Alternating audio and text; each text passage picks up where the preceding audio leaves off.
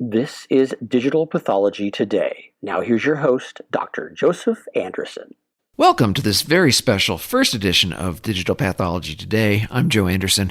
Our guest is Dr. Liron Pantanowitz, who is currently the Director of Anatomic Pathology at the University of Michigan and who has previously held faculty positions at Tufts, Bay State Medical Center, as well as the University of Pittsburgh. Dr. Pantanowitz is an international leader in pathology informatics as well as digital pathology. He is the editor-in-chief of the Journal of Pathology Informatics and is widely published in the fields of informatics and digital pathology.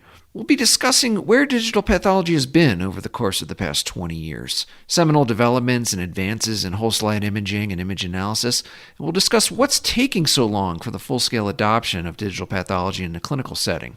In addition, we'll talk about parallels and differences between the specialties of pathology and radiology in terms of digitizing images in clinical practice, and the benefits of switching to a fully digitized system and practical considerations for going digital. We'll also touch on regulatory concerns and the current state of AI applications. And finally, we'll get Dr. Pantanowitz's thoughts about what excites him and how he sees the field evolving over the next 10 years and beyond.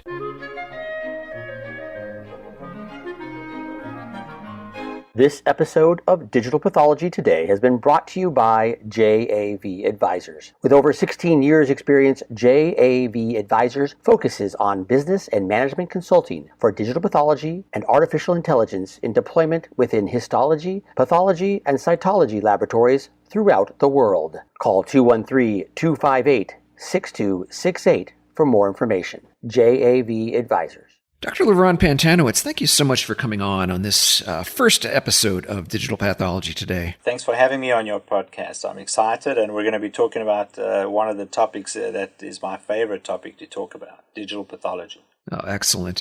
Our main purpose here today is kind of to just go over where we've been for the past 20 years. And the overarching question on many people's minds seems to be, what's taking so long? Why has not the profession of pathology gone fully digital yet? After all, the technology known as whole slide imaging has been with us since the early 2000s. And let's just start there. Is it fair to say that the foundational piece of technology or innovation in the field of digital pathology is whole slide imaging? And it seems pretty obvious what that means, right? You're scanning a slide, but are there standards for that? Is there a definition for that? Could you tell us maybe more specifically, is there a universally agreed upon definition of whole slide imaging? And when did we achieve that capability? Most people, when they think of digital pathology, sort of synonymously think of whole slide imaging. And it's true, really.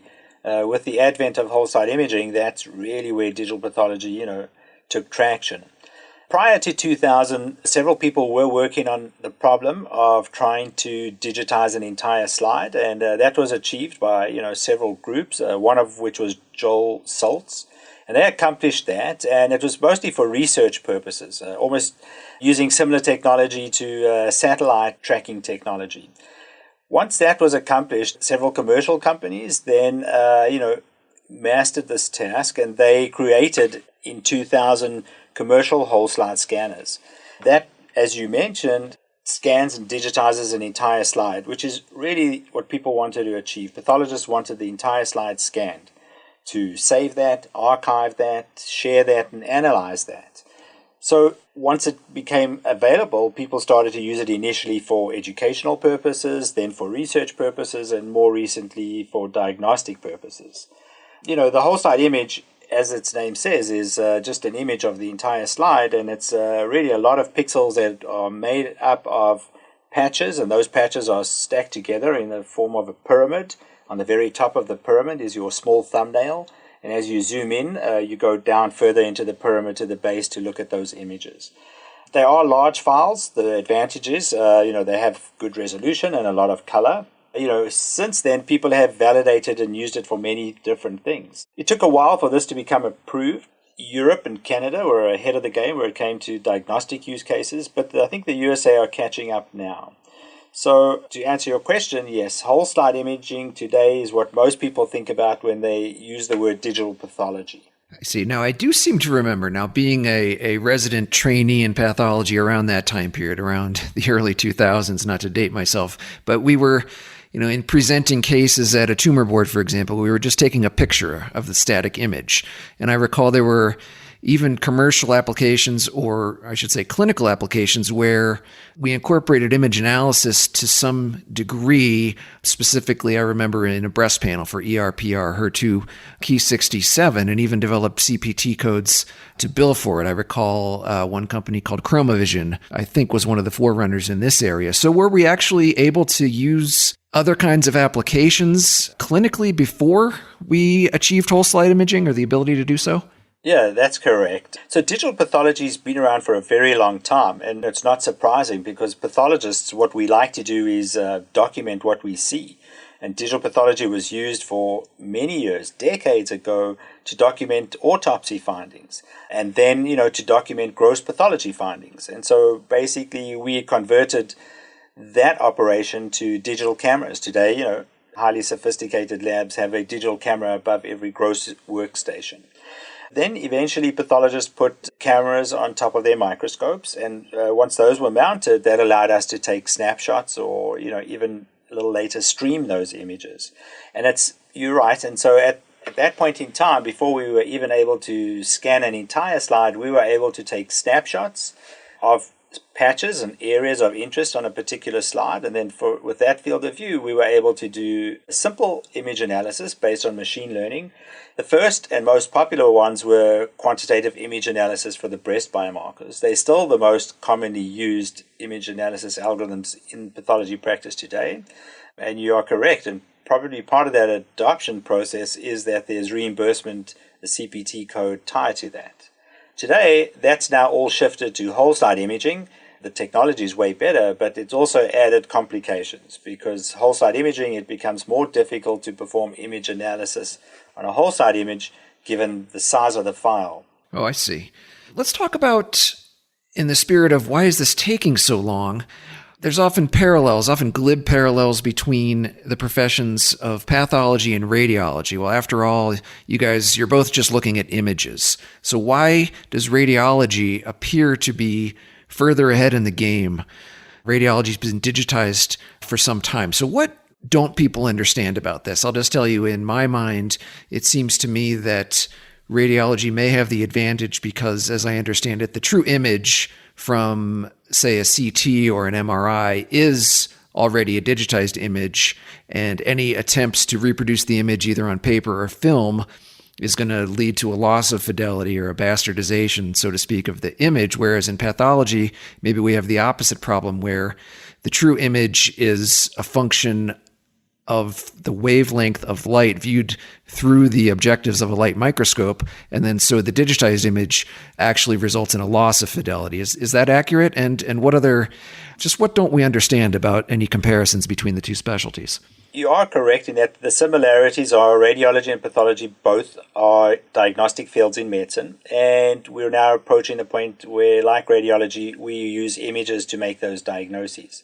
But there are fundamental differences, which is why I believe radiology are way ahead of us, probably a decade ahead of us in imaging and also ahead of us in AI today. The difference is, number one, radiology went digital, and their transformation was really to get rid of the film. The film, which was expensive, difficult to archive, paying lots of people to pull the film. And by going digital, they entirely got rid of the radiology film. So that was a great business use case for them. Not only did moving to an image provide benefits such as portability, allowing multiple radiologists to view that image and so forth, it made a lot of business sense to get rid of the film, which was expensive, toxic, large file rooms, etc. The other thing is radiology came up with a standard for their images, which was Dicom. So most of the vendors that provide radiology products, whether it's a PACS or a CT scan or an ultrasound machine, all of them comply to the same standard, and they make images in Dicom format. That means it's very easy for you to mix and match and buy stuff or save images, or even go back and look at a CT scan from many years ago and open it up, and you'll be able to do that because it's in the format that standardized back then and is still used today. And the other thing is their process does not kill workflow. It actually promotes the workflow in radiology, which is a continuous process. As a patient comes in and gets an image, that image doesn't get held and batched. It gets sent straight away to a radiologist who looks at that image and provides an interpretation. Compare that to pathology, where, number one, we do not get rid of the slide. Scanning the slide just adds an extra step, and we still have the slide. So if we could get rid of making the slide, that would be a business advantage. But we're actually adding a step and adding a cost to our whole process. That's number one. Number two is, the images we generate in pathology are digital slides, and some people like to call them maybe virtual microscopy slides or e-slides. They pretty much remain in the silo within pathology. We're the only people that use these images and look at them. We don't share them with the enterprise and everyone else. And that's a problem, because the business case is that, well, if pathology is going to use it, we buy it ourselves and we have to fund it. Whereas radiology images are shared with everyone in the enterprise. If a patient has a chest x-ray, the internist can see it, the ER doc, the surgeon. And so the enterprise lands up purchasing that system, not just the department themselves. So again, the return on investment for radiology is much easier than it is for us in pathology. The next problem in pathology is we never started with a standard like a Dicom standard. In pathology, all the vendors developed their own images, all different proprietary file formats, and they built their own viewers software to be able to look at those images. And that's been a huge problem in the field going forward, because if you have one type of scanner and you want to send this case to an expert to get a second opinion for teleconsultation, if they don't have a viewer that matches your image, well, then you're not able to do that. And so we are slowly now, through Working Group 26, moving towards a standard in pathology imaging, which is the Dicom image, but we're doing it backwards, and that's been part of the delay. The other thing we suffer from is, in pathology, we do stuff by batch work. And that's really a killer where it comes to workflow. We don't, as a case comes in and the slide gets scanned, that slide doesn't automatically go to a pathologist at this point in time. We hold all the slides, we cut all the slides, we stain them, we cover slip them, and then we batch them on a scanner, and then we scan them, all at once or overnight. And so with that batch process, it's disruptive to our workflow. It's not that efficient. And then, Joe, the final reason really where we differ from radiology is in a regulatory environment. We have what's called CLIA, the Clinical Lab Improvements Act. CLIA is restrictive for pathologists in that if we're going to make a diagnosis on an image, we have to be within a CLIA certified facility to do that, like in the lab or in the hospital. Whereas radiologists don't abide by these CLIA regulations, and so they're much more portable. They could look at a radiology image in many different locations. So for those reasons, I think we're very different, and that's part of the struggle we have, and it's part of the reason we're behind, and it's part of the reason that it's a much harder sell to a pathology C-suite or even at the enterprise level to adopt one of these systems. But I view it as a positive outlook in that at least we've seen how radiology have done it. We've learned from their positives and negatives, and we can move towards some of those, which we're doing, which is coming up with a standard for our image, for example.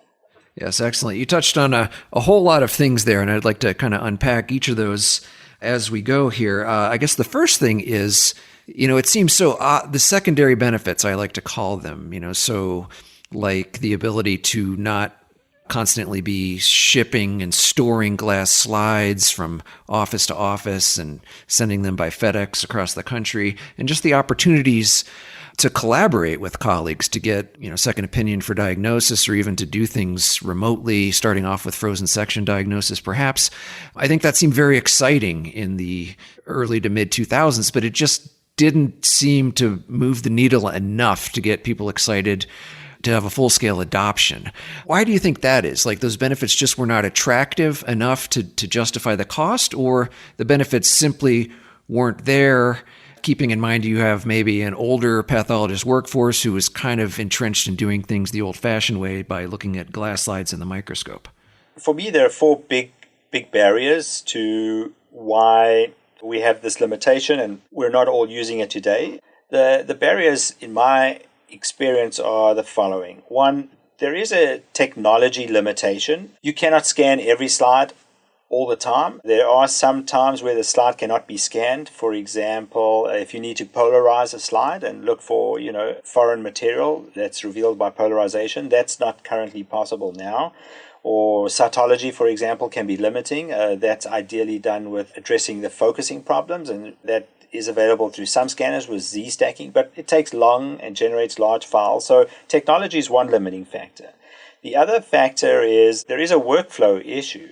Besides getting used to it and overcoming the learning curve, it's true that sometimes the scan times take longer than one would like, and so with this batch process, it could actually add time. Initially up front, it may add time up front, and you may gain some efficiencies later. But the other thing is you need a barcode system in place because you cannot manually enter every slide detail into a system. So these have to read barcodes, and unfortunately, barcodes are not perfect, and neither are the scanners. So you do have some failed barcodes, and some of these images land up in cyberspace, and so it kills the workflow. And as pathologists who have used this before know that ergonomically it's not that easy to use a mouse. If you have a small biopsy like a GI polyp and it fits on your screen and you have to navigate very little, then that's great. But when you have a lot of real estate to cover, like an 80-slide breast mastectomy, and you have to move around and move from slide to slide, well, ergonomically that's difficult with a mouse. So pathologists are aware of those workflow hindrances. In terms of quality, I don't see quality being that much of an issue. Most pathologists will tell you that they can diagnose in most entities using a digital image. In fact, some pathologists tell me that the digital image is sometimes better than the microscope because they can at least get to a 1x or 2x very quickly, which is where they make some of their diagnoses, and they don't have to zoom in at 40x and above. But there are entities which, for example, if you're a renal pathologist and you need to look at the basement membrane, or you need to look at deposits and crescents, etc., at the higher resolution, then the technology and the quality can be limiting there. The other barrier I mentioned is there's a financial barrier. There is a cost to purchasing the equipment and putting it in. There are regulatory issues to overcome, but all of these are doable. And I think the final barrier that we face in pathology is a lack of interoperability. And by that I mean that these systems are not plug and play. You cannot buy a digital pathology system, bring it back into your lab, and hook it up to your lab information system. This requires a lot of negotiation between the vendors, having the lab information system, that LIS vendor to participate, create an interface and get that to work. And that takes a long time, and it's frustrating. Some people also complain that part of the cost and the difficulty for them is data storage, because these files are large. They can range anywhere from half a gigabyte to 20 gigabytes, depending on how much tissue and the resolution you want to scan it in at. And if you want to store all of those, well, then it becomes pretty expensive, and that's also been a barrier for some people to adopting digital pathology, is that cost. And the way people have gotten around that is either they purge the images after 6 weeks. 6 weeks is the number that a lot of people use because they feel that tumor boards have happened by then, patients been put on a treatment and management pathway, and the chances that you need to look at the image again are very low. And so after 6 weeks you could purge it, or you could save it to what's called cold storage, burn it to a tape, and then it doesn't have to be available on hot storage, which is very expensive. I see. Now, that is a consideration. There's certainly regulatory considerations regarding how long images and slides need to be stored. And so where are we in terms of the technological limitations, which seems to be one of the key barriers? Because I think, just the act of scanning the slide, I remember, over the past 5 to 10 years, we've come a long way there. It used to be, you'd have to have these things scanning overnight or several hours, and then scanning at each of the various magnifications, 4x, 10x, 40x. And then there's the issue of once they're scanned into the system, then once the pathologist is viewing it, it takes time to actually load these images, which was a source of vast frustration. It was just slow. And then, as you mentioned, storage. These images are very, very large. And with Moore's Law, of course, where storage capability is increasing exponentially and the cost hopefully is going to zero. But practically in the year 2020, where are we on these things? Are these things still a barrier to implementation? Some of them are, but I think we've also, had a lot of improvement. Storage, the cost of storage has come way down. The scanning technology has improved a lot. They're really fast now. Some of them can, scan a piece of tissue the size of a biopsy, like 15 by 15 millimeters within a minute, which is great. Some of them do have focusing capabilities. Some of them now have tissue detection algorithms. They can, detect the tissue and they don't waste time scanning all the white space in between. Of course, that's also a concern if they miss a small fragment on that slide. So the technology is, come a long way to speed up the scanning, improve the resolution with better cameras, and also improve, the software to process these images. In addition, networks have improved and the way pathologists work from workstations. Many of these are virtual workstations. And so that's improved the process. Now, I just wanted to clarify one thing because a lot of people feel that, well, these files are so big. If we're talking about a 20 gigabyte file, no wonder it takes forever for me to, view it on my computer in my office and, all I see is pixels. Really, the way I usually explain it to people is with the following analogy. If you want to search for a Harry Potter book and you'd like to buy that Harry Potter book and you go onto Amazon.com, you don't download the entire Amazon catalog onto your desktop and wait for the entire catalog to download and then you start searching it, right? What you're doing is you're going onto Amazon's server and then you start to put in the things that you want to find, Harry Potter books, and so it'll search and take you to the the part on the server where there are Harry Potter books, and then you say, okay, which one do you actually want to see? And so you provide that information, and then it will give you that information. Then finally, when you get the book you want, and you'd like to see the first page or read the first chapter as an example, then that will download onto your desktop. And so it's very quick, and nothing's really crossed over the internet and slowed down your transmission of the image for you to view it. And so the same thing is happening now with whole slide imaging. When a scanner digitizes a slide, there is an initial delay in that image being saved to your server. And so that's usually where a lab would have to have the best pipeline and the best bandwidth, which your IT department will facilitate, so that your images from the scanner get saved to the server where you want them, and there's not too much delay. But that really doesn't affect the pathologist in any way. And when the pathologist is now ready to view that image from their desktop, whether it's virtual or it's a thick workstation, you're now asked to view that image. Again, you're not downloading that whole image. The image doesn't have to move across your institution's network and then download onto your desktop. What you're asking is to just deliver some pixels. So at the beginning, when you look at the image, you see the thumbnail, it will just give you the first image patch from the top of the pyramid, which is the top of the image, and that's when you see your thumbnail image. And now as you're interested and you start to zoom in, it will start to deliver more and more of those patches of pixels. And eventually when you zoom in all the way, say, to 40x, then those pixels are the ones that are delivered on your screen. And as you start to move your mouse and you navigate left or right, the software now realizes that you're moving left, and so it automatically starts to deliver and fill in those pixels for you. But you're not downloading all 20 gigabytes over your network and onto your desktop. And so that's, with that technology today, it's improved the viewing experience for pathologists way more than when you were training back in the day, where it was frustrating, with really slow networks.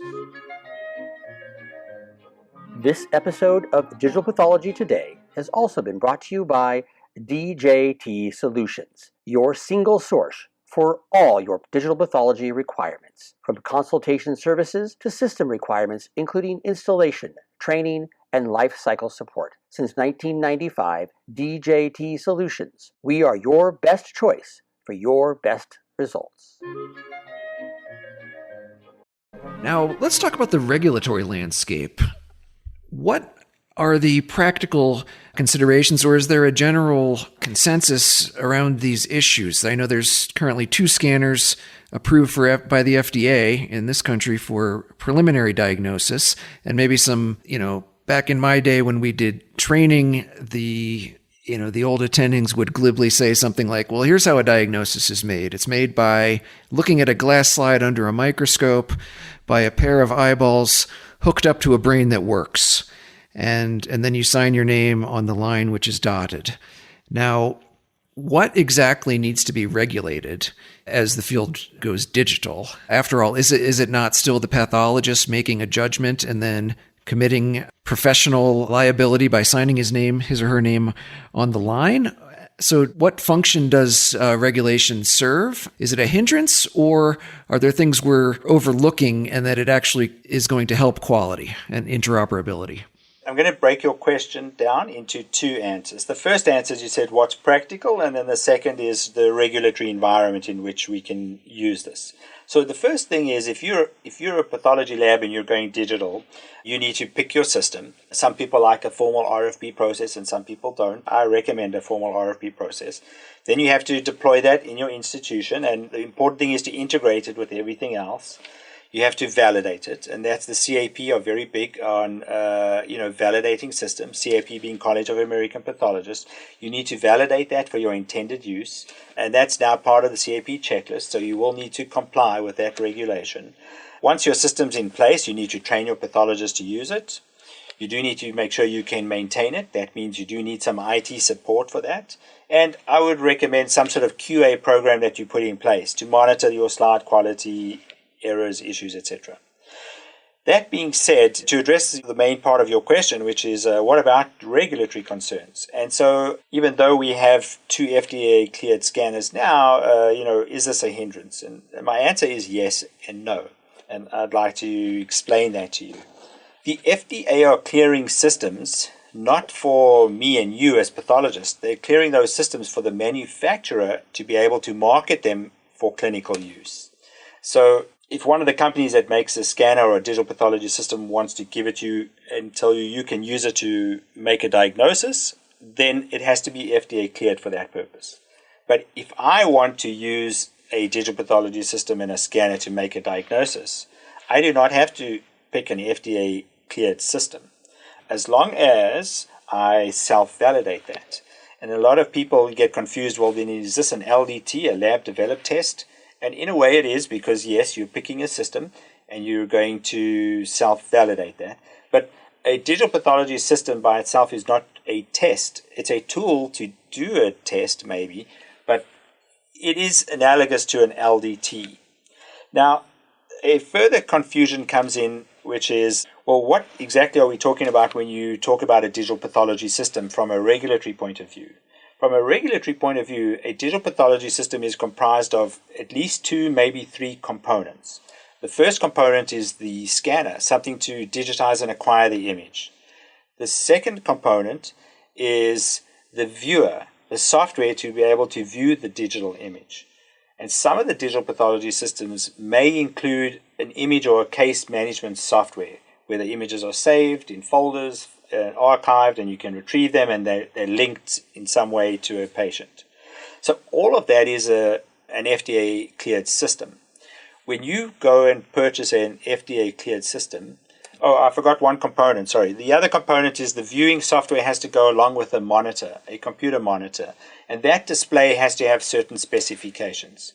Now, some vendors may require a very specific monitor, or others may give you just the specifications of a monitor, and you can pick any of your own monitors as long as they match that specification. So if you purchased an FDA cleared system, that means when you bring it into your lab, you have to use that scanner, you may have to use that image management software, you would have to use the viewer to view those images, and you'd have to use the monitor that's recommended as part of that system. If you choose not to use one of those components, you're then using your system off-label use, and that would not really comply with the FDA requirements. But once again, if you self-validated that, like you do with an LDT, then you could mix and match. And this has been a bit of a quagmire and confusing for people, because they may want to use different software, they may have different monitors. What if you have 3 different scanners? You don't want to use 3 different viewers. You would just like all of those to be viewed on the same viewer, so pathologists don't get confused each time when they're looking for a little button or an annotation tool to measure something. It shouldn't be different each time. The FDA, and I commend the FDA, number one, it took them initially some time to understand the technology and figure out how the trial should occur. But once that happened, and they even downgraded this with a de novo pathway and simplified it, they've been fantastic in supporting this technology, wanting it to get out there. They've allowed other vendors now to provide separate components and just have those FDA cleared. And so we have some of those now in the market. So you can buy a digital pathology system and switch out the software because you're more comfortable using this particular software or this particular viewer.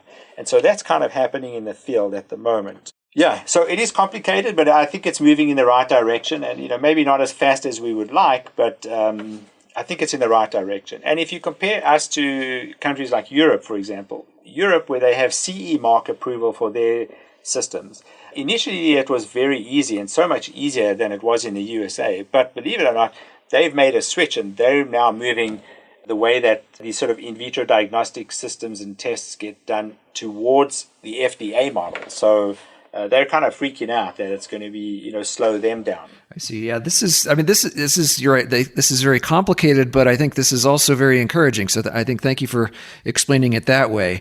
I think there's a lot of distinctions, which may be beyond the scope of this particular podcast, specifically the difference between FDA clearance and FDA approval. But I think it's interesting, kind of the analogies there between, a laboratory developed test and a, for lack of a better word, a laboratory compiled digital pathology system. So I think it certainly is encouraging. And do you think it's fair to say that most labs, just from a practical standpoint, are going to be mixing and matching components because the likelihood that they're going to use it completely as intended off the shelf is low? So is it fair to say most labs are probably going to adopt an LDT approach?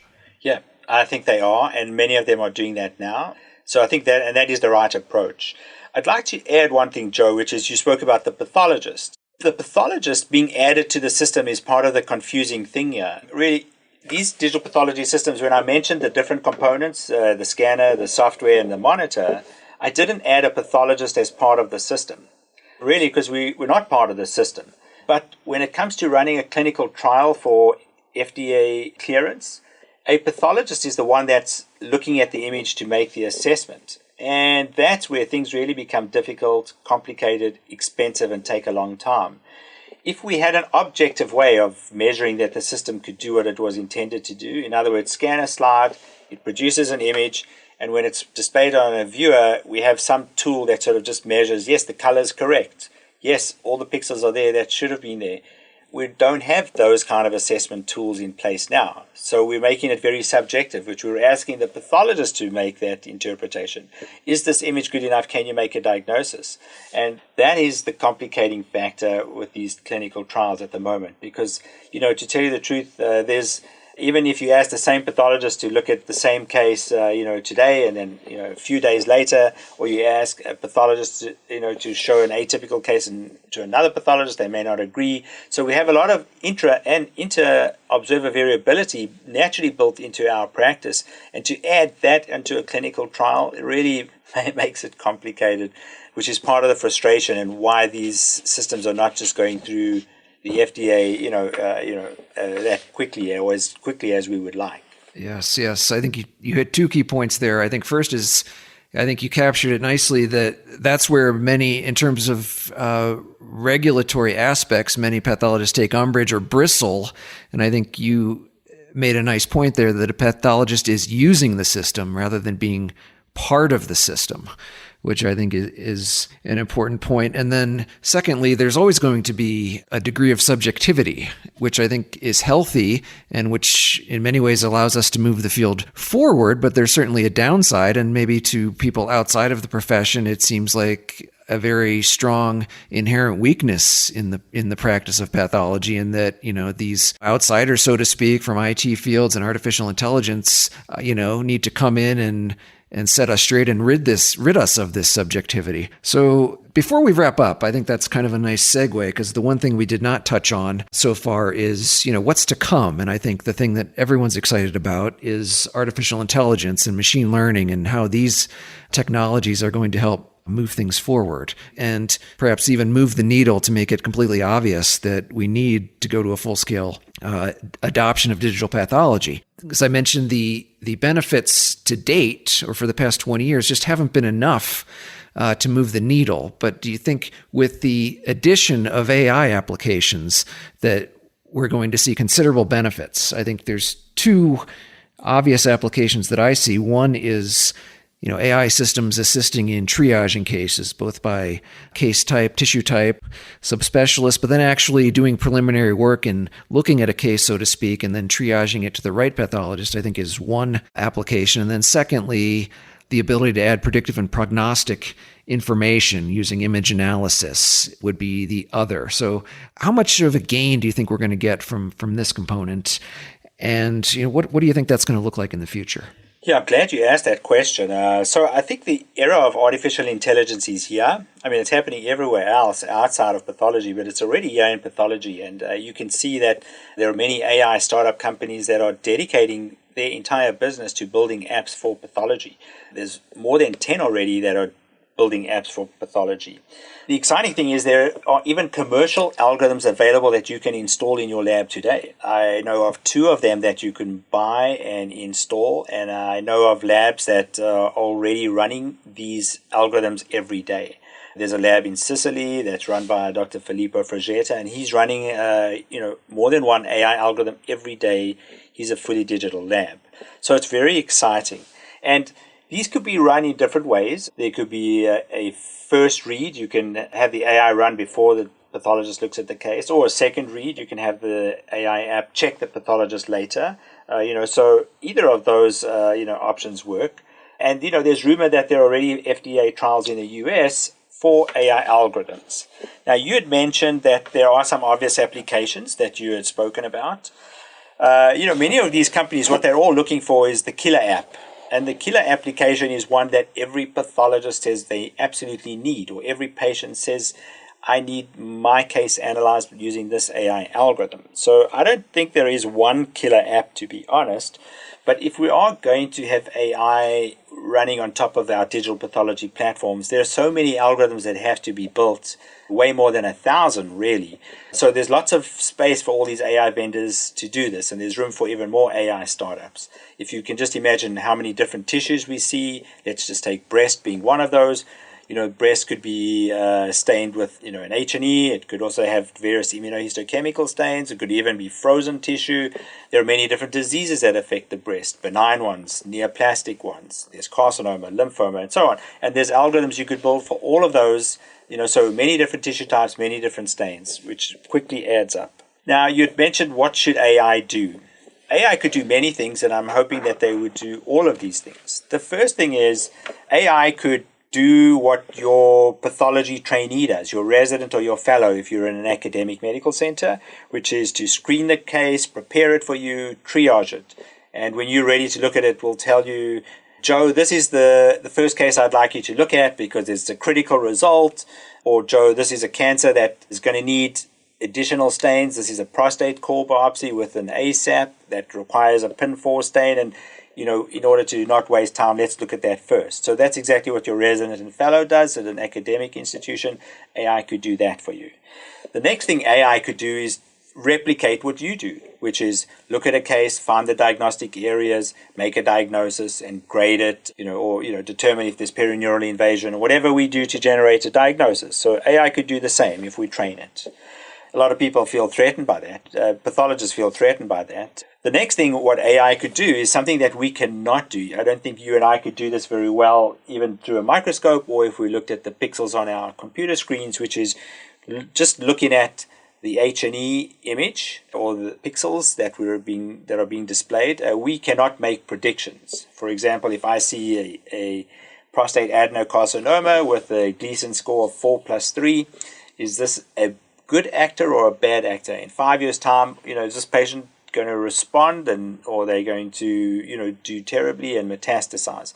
And we can train AI not to do what we do, but to actually predict the outcomes of patients. And so when you feed that data into a deep learning algorithm, you're going to ask the algorithm to give you back a predictive score or the prognosis on this patient. And so there are people working on those already. I'm hoping that they will be commercially available soon. What excites me, though, is that AI can probably do more than that if we allow it to and we choose to do it.